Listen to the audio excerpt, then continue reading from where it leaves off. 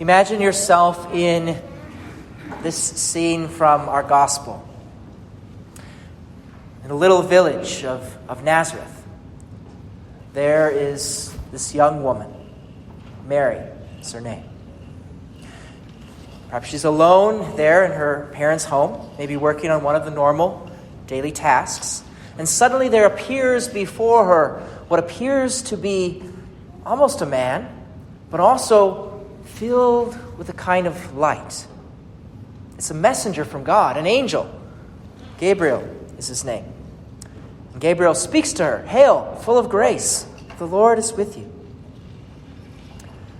And like her, would we not be at least somewhat afraid if we saw that happen to us? The angel suddenly appearing before us. But Gabriel assures us, do not be afraid. Do not be afraid of the Lord's calling. Mary, God has chosen you to conceive by the power of the Holy Spirit and bear a child, Jesus, his own divine Son, the Messiah, who will set his people free from sin. That's a pretty big thing for God to ask of Mary.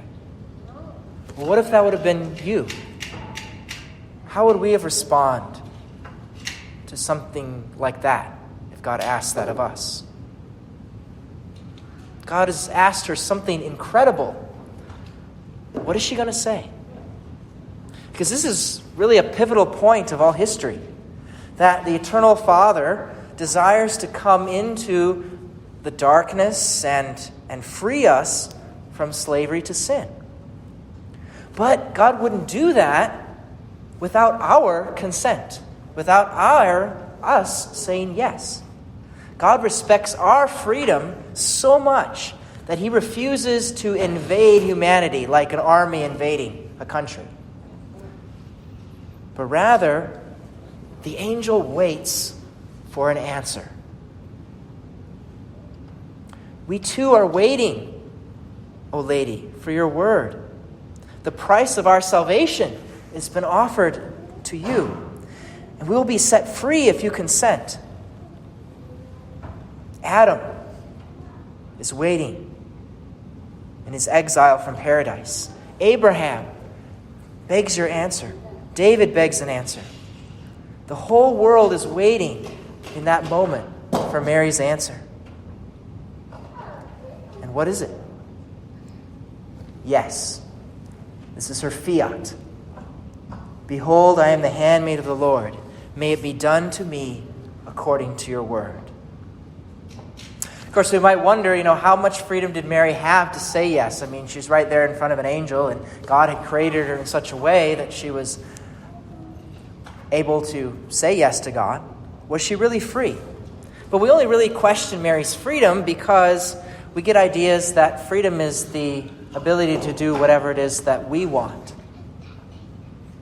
But that's not really full freedom. Of course, we're free to do what we please. We can do things like in anger turn against our neighbor, or we can, in impatience, drive recklessly, or we can in greed take what is not our own. Certainly we can do that, but should we do those kinds of things? These aren't really things that lead us to greater freedom at all. But what keeps us slaves to what we want in that moment. And it's because of this kind of slavery to sin is why God offers us his Son. Freedom is the ability not just to do what we please, what we want all the time, but it's the ability to do what we ought to do, to act how God created us to be. And so our freedom is really the only thing that's our own. Our health, wealth, power, all those kinds of things God could take from us at any moment. But not our freedom. Our freedom he leads to us. And even if we use our freedom to do things that are not good. And because our freedom is our own, we can make it a gift to God. Just like Mary, who has this freedom to make herself a gift to God. So each of us at every single moment can hear God's messenger in some way. who invites us to freely follow him, that we have a chance to say yes just as the way Mary does. And so we can think, for example, of our baptismal promises. This is one moment of our yes that we make.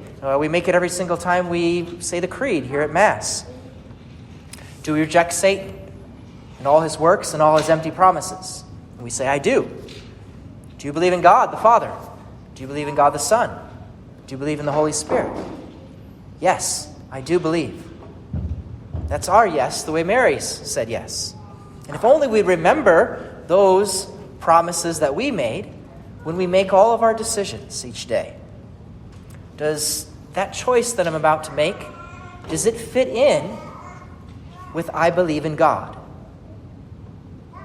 And that doesn't limit our freedom in any way, but it opens us up in a greater way. For example, those of you that are married, you have another moment of your yes when you made your vows to one another. When you said, I promise to be true to you in good times and in bad, in sickness and in health, to love you and to honor you all the days of my life. That was a moment of your yes. And it helps define how you live from now on. Same thing for parents. You make a similar kind of promise when your child or children were baptized. It was asked, it will be your duty to raise these children up in the faith, loving God and our neighbor. Do you understand what you're undertaking? And you said, I do. Same thing for me as a priest. When I felt called to become a priest, I had a number of different promises that I made, including, do you resolve to keep forever the commitment to remain celibate as a sign of your dedication to God? And I said, I do. And so each of these are kind of our moment of the Annunciation, like we see from Mary this evening. When we make our fiat, our yes to God, from our baptism, the wedding day, when you baptize your child, when I'm ordained. Each of these yeses, they don't limit us in any way. They give us greater freedom because those promises protect us from just doing whatever it is that we please, whatever we want. But instead, it gives us great surety and knowledge of what God desires us to do. So the married couple knows that it's God's will that you work out the difficulties that you have together. It's his will that you raise your children in the faith. All of us who are baptized know that it's God's will through his commandments and his guidance in the church. And if we think about just what happened with Mary's yes at the Annunciation, that's what enables Christmas to happen at all. If she had said no, it wouldn't have occurred. But what great good will also come every single time we too make our yes to God. We can ask with Mary, well, how can this be? How can we make a kind of yes to God every single day? How can we choose to live out the promises that we've already made? And the answer is the same for us as it was for Mary. The angel said it was the Holy Spirit, the power of the Most High, that would make it happen. And every day we make many decisions either to follow the Lord or not. But we can do so with the power of God. Why do you delay? Why are you afraid? Open your heart to faith. See the desired child of all the nations, Jesus, is at your door waiting to enter. If he should pass by, because we delay, in sorrow we would seek him out afresh. Rise, hasten, open. Give your fiat, give your yes to God. Behold, I am the handmaid of the Lord. May it be done to me according to your word.